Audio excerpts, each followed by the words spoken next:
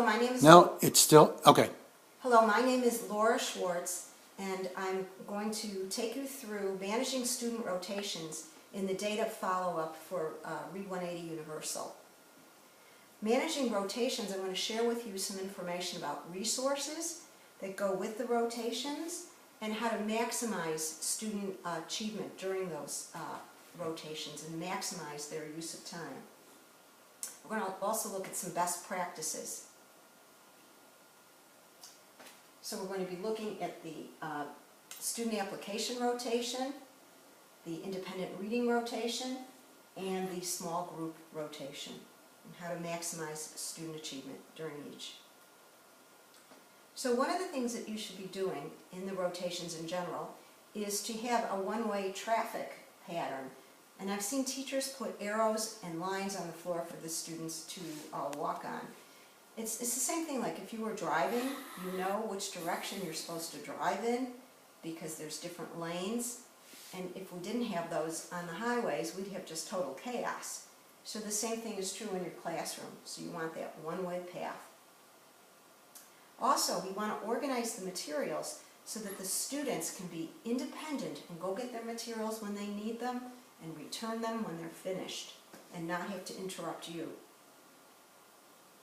You want to post and practice those procedures, and it's time that's extremely well spent at the beginning of teaching about the rotations. You want to use the flight board for the rotations, so it will indicate which rotation the students are in, and up here you can customize setting how much time each rotation will take. And you want to have clear expectations for accountability and a plan B for what to do when something doesn't go right, especially in technology.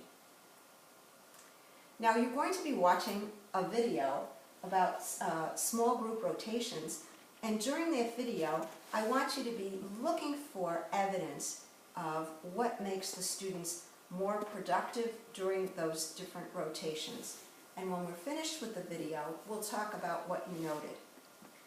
And for the sake of time, we're not going to be showing you that video.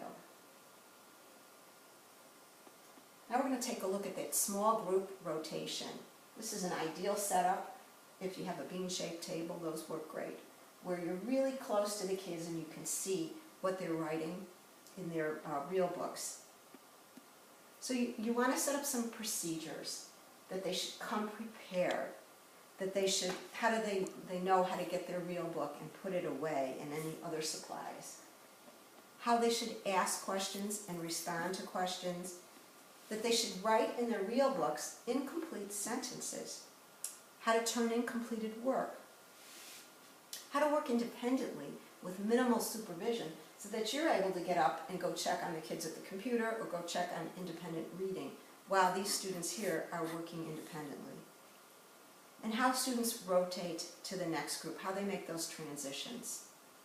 And you want the students to come from independent reading to small group so that you can check to see that they are accountable for what they did in independent reading. And here's independent reading.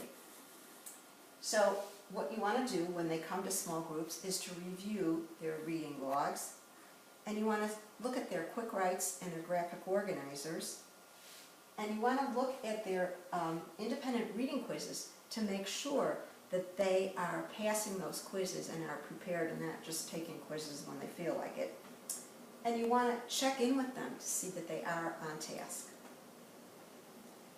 You want to create a separate space, something comfortable, maybe some comfortable chairs that students respectfully use during that time. You want to have headphones and computer tablets or computers available because of the e-read books and the books that are online so that they can access those. And you want to organize copies of the reading logs and the quick writes so that students can get to them independently. And you want to organize the books by Lexiles and ensure that students are reading books within their Lexile range. Also have storage bins so that when they finish the books they can put them in the bin or put their quick writes and graphic organizers in some format. It's a good idea to have a reading folder, this is not one of these things listed, where they can keep their quick writes and graphic organizers. And give each student a clipboard so that they can use that clipboard so that they could write anywhere they are in the room and not, always need a desk or a table. Oh, sorry. Okay. The next thing we want to talk about are the resources that you have available to you for independent reading. You have this overview here that includes a summary of the independent reading book that they're reading. It includes the text complexity of that book, the lexile. You can get to the quick writes and graphic organizers. And there's conference questions. We encourage you to conference with the students before they take the reading inventory quizzes.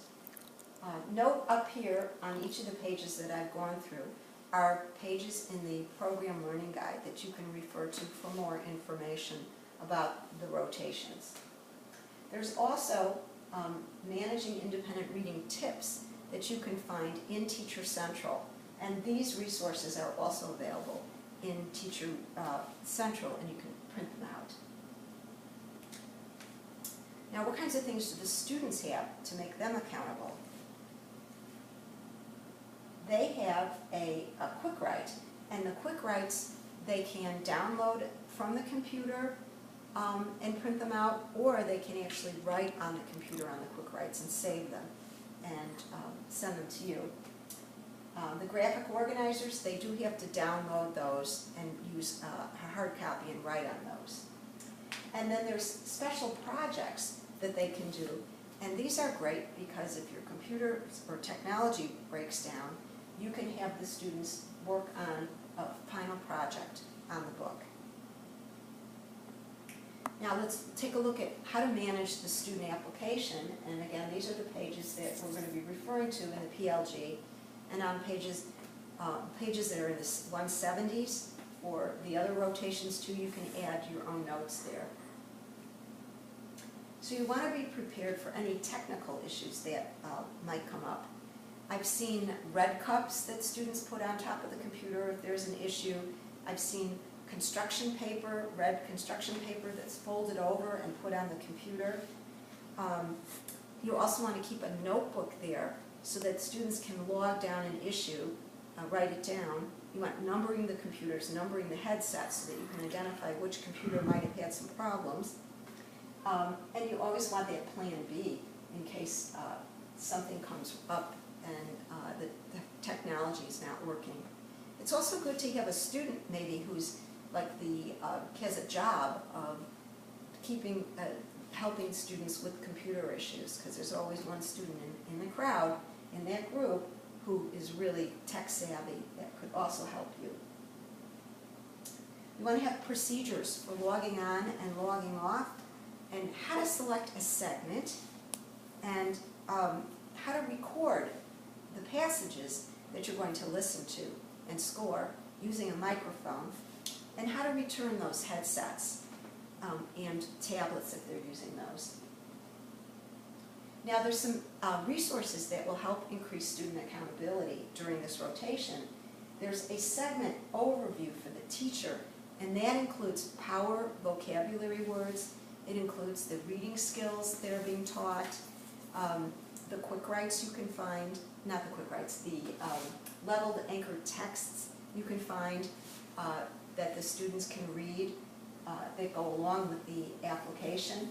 And there's also scoring rubrics, because we want you to listen to the recordings that the students make on the student application and have conferences with students about their reading.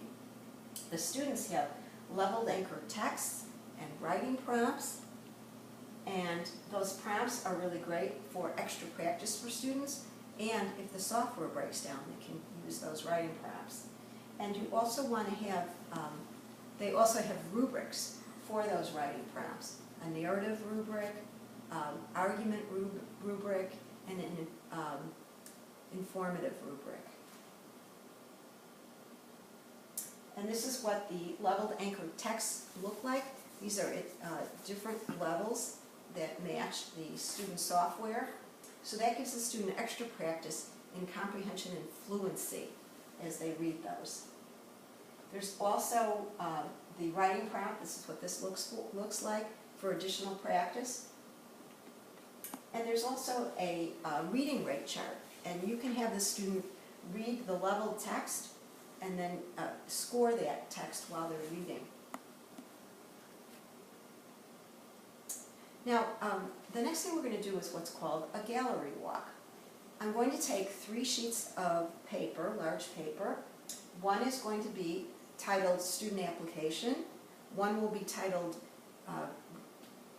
Independent Reading. And the last one will be titled Small Group Learning. And I'm going to put the flight board up with your names on it, with the timer going, and we're going to spend about 3 minutes at each of those papers, and I want you to write on the paper highlights from each of the rotations and things that you think are really important to make sure that students are maximizing use of their time and helping them be successful for each of those rotations. If you see something when you get after 3 minutes and you get to the next piece of paper that you wanted to write, star it so we know which ones that you're finding are the most important. And then when we're all finished, if you'd like, we welcome you to take pictures of those posters that you made. That's it. Thank you very much.